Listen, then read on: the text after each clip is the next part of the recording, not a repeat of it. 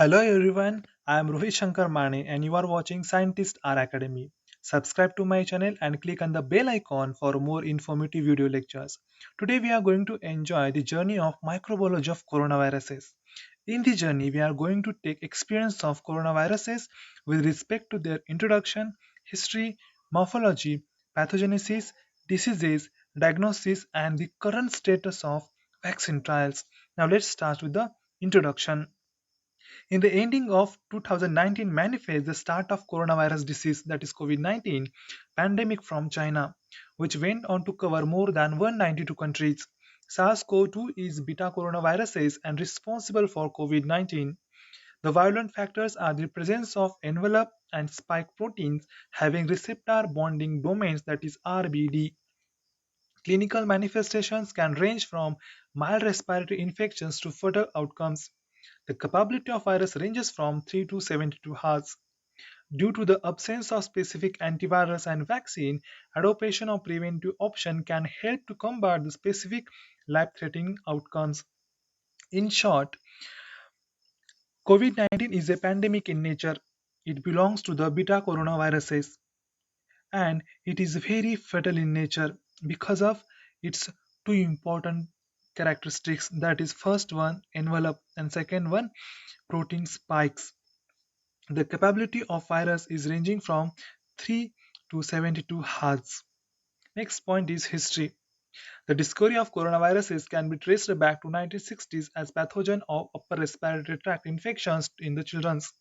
In 1965, Tyrrell and Bond ascertained its presence from the tracheal aspirates of an adult patient with common cold. At that point, they were given the name B814 group of virus. After initial unsuccessful results of viral cultures, they inoculated the infectious agent via intranasal route in healthy volunteers. The presence of common cold symptoms were considered to label these viruses as being the significant etiology for said state. Afterwards, they were categorized as organ culture viruses, that is OC, which were later given name of coronaviruses. The word corona means crown-like appearance having surface projections. Now here, according to literature, it is not a new virus. It is a old one. It is discovered in 1960s at URTI pathogens. It is categorized as a OC viruses, means organic culture viruses. Next point, morphology. Coronaviruses belongs to a group enveloped of positive sense RNA viruses. The RNA genome is considered to be the largest, that is 26 to 33 kb, amongst the entire family of RNA viruses. When viewed via electron microscope, the size ranges from 60 to 140 nanometer. The club-shaped spikes projects on the surface, giving a crown-like appearance. Beside the inimitable replication strategies makes it distinctive. Now see, coronavirus, it is a enveloped viruses and it contains genetic material that is positive sense RNA. It is the largest viruses, contains 26 to 33 kb size. It has 60 to 140 nanometer size under the electron microscope. It contains club-shaped spikes which gives us crown-like projections. Next point is pathogenesis. Now here, viruses have protein spikes on their body. With the help of that protein spike, they enter the inside the host cell by the process known as endocytosis, where it forms endosome inside the host cell. Due to disassembly, genic RNA is released into the right cytoplasm, and they may prepare the copies in the cytoplasm. At the end of the process, thousands of viruses will come out by the process known as exocytosis.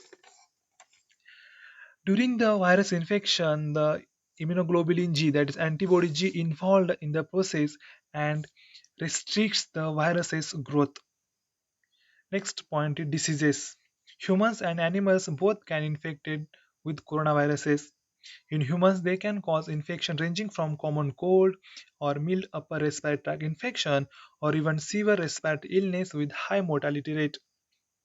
Coronaviruses have been identified to infect mammals and birds, including bat, mouse, herpes, swine, dog, cattle, chicken, and horses. Common serotypes for such condition include MERS, SARS-CoV, SARS-CoV-1, SARS-CoV-2. It was also identified that bats were the reservoir for these three viruses.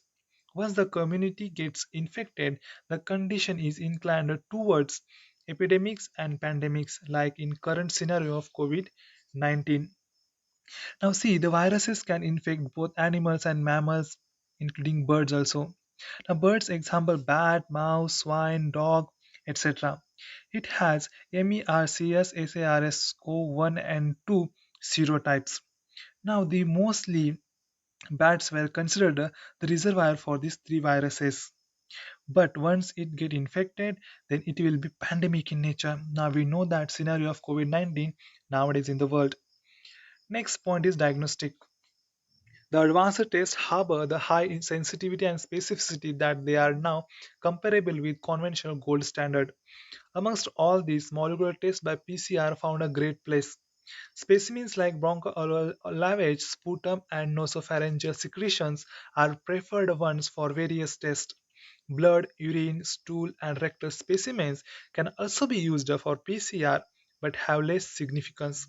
Antibody detection from serum is another test with a success rate of 15%. To date, the supportive evidence for false positive and false negative is limited. Therefore, there was emphasis on repeating the test twice, at least 1 week apart, either for PCR or serological identification.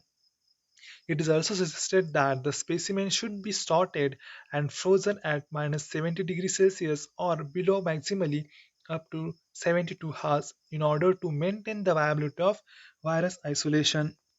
Now it is very toughest job to maintain the viruses in lab because of high sensitivity and specificity of these viruses. Although we have PCR, that is polymerase chain reaction, it helped to identify viruses obtained from specimens of the patient. Specimens are stored at -70 degrees Celsius for 72 hours to maintain the viability of viruses. Next point is the vaccine. The absence of vaccine is the main reason to fight this group of viruses. Though inactivated vaccine is what's developed by SARS-CoV first and MERS-CoV, they are yet to be approved for humans.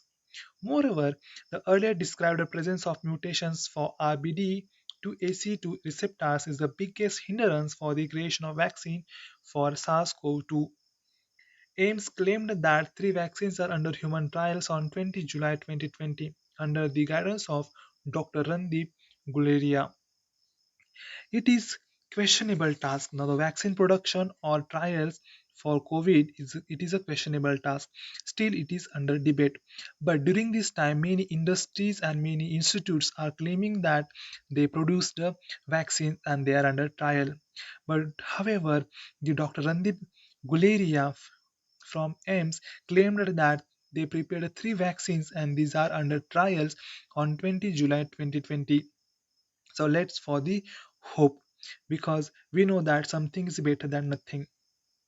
If you have any question regarding this coronaviruses, you can comment or you can mail me on rohitmane2025@gmail.com.